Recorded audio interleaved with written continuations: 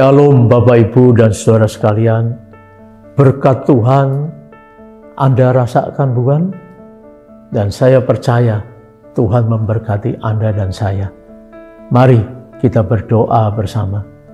Terima kasih Tuhan untuk segala berkat-Mu, juga berkat untuk merenungkan firman-Mu, dan pertolongan Tuhan nyata menerangi hati kami melalui firman-Mu pada saat ini. Terpujilah nama-Mu dalam Tuhan Yesus. Amin. Saya ingin mengajak Anda untuk merenungkan tentang hal hanya pengasihan yang mampu menyadarkan seseorang. Nah, saya tidak akan mengulas tentang ini secara ilmiah atau yang hebat-hebat, tapi saya akan memberikan kisah hidup nyata dari seseorang yang ia juga berubah karena pengasihan dan pengampunan. Demikian kisahnya.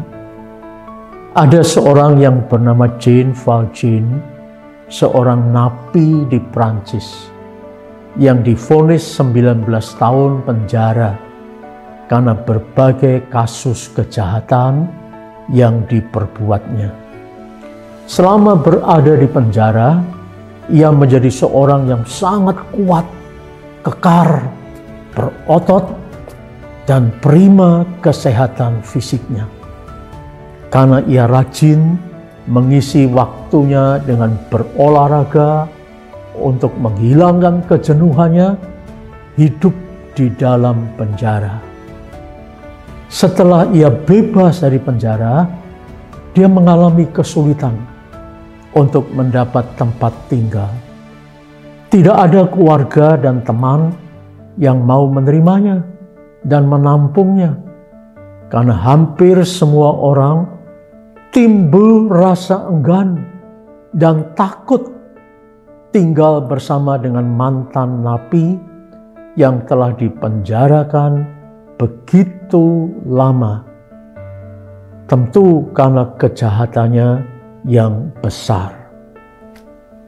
Ternyata ada seorang pendeta yang mau menerimanya tinggal di rumahnya. Banyak orang yang menganjurkan sang pendeta ini untuk menolaknya saja, karena jangan sampai berurusan dengan polisi gara-gara mantan napi ini. Siapa tahu perbuatan jahatnya bisa kambuh dan menggodanya lagi untuk berbuat kejahatan. Ternyata benar nasihat banyak orang ini.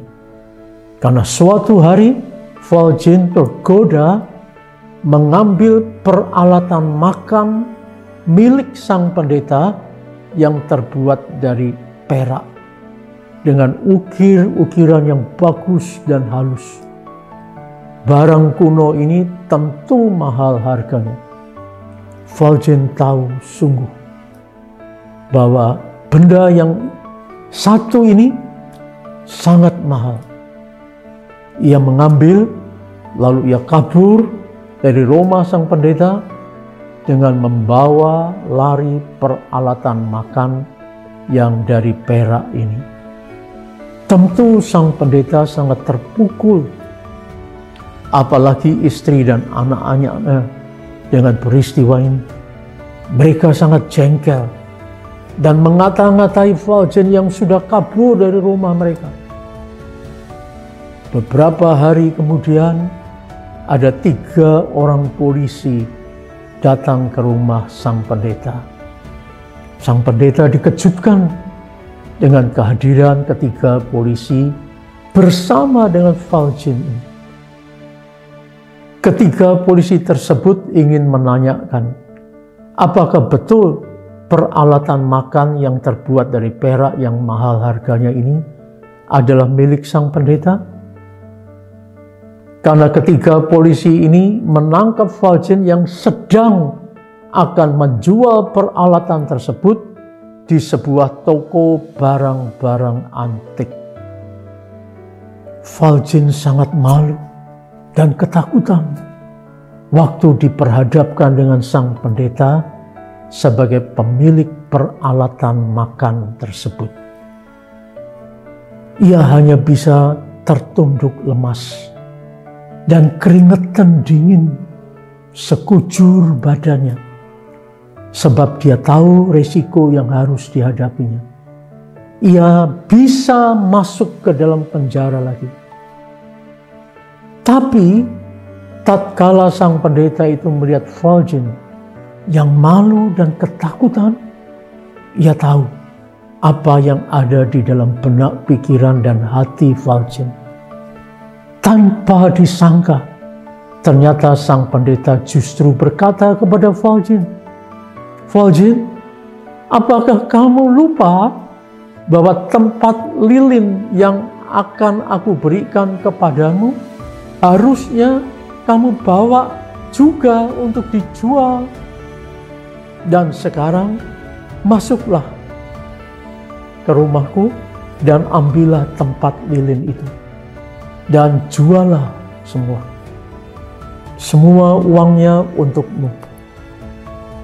Sang pendeta juga berkata kepada para polisi bahwa barang-barang perak yang mahal itu memang miliknya.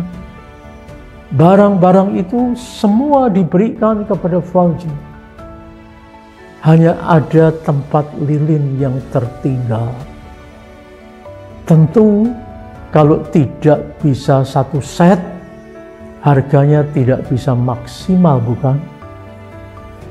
Polisi itu hanya bisa menganggukkan kepala dan pamitan pulang serta meninggalkan Valjean di situ.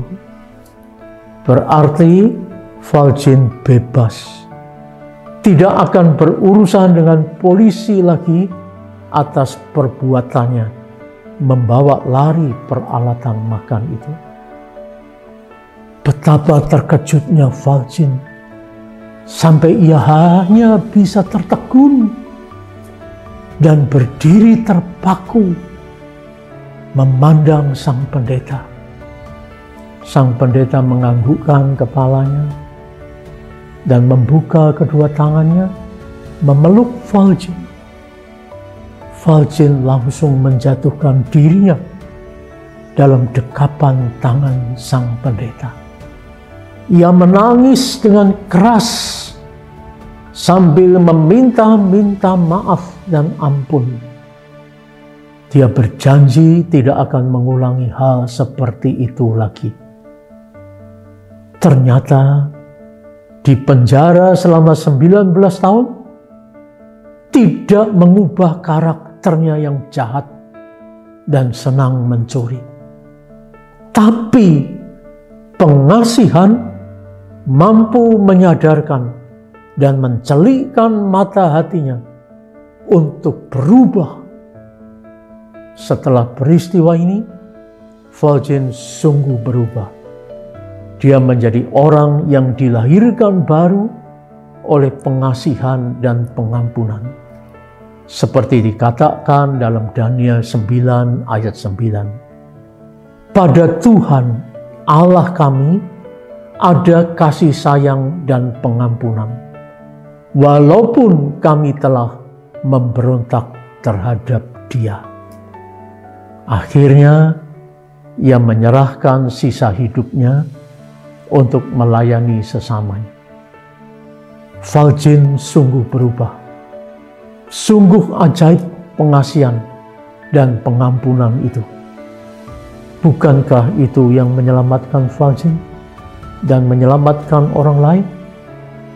Tapi juga membahagiakan sang pendeta dan seluruh keluarganya untuk tidak lagi harus takut-takut dan was-was dalam hidup bersama dengan orang yang bekas nabi.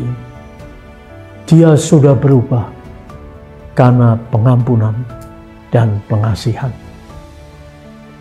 Amin.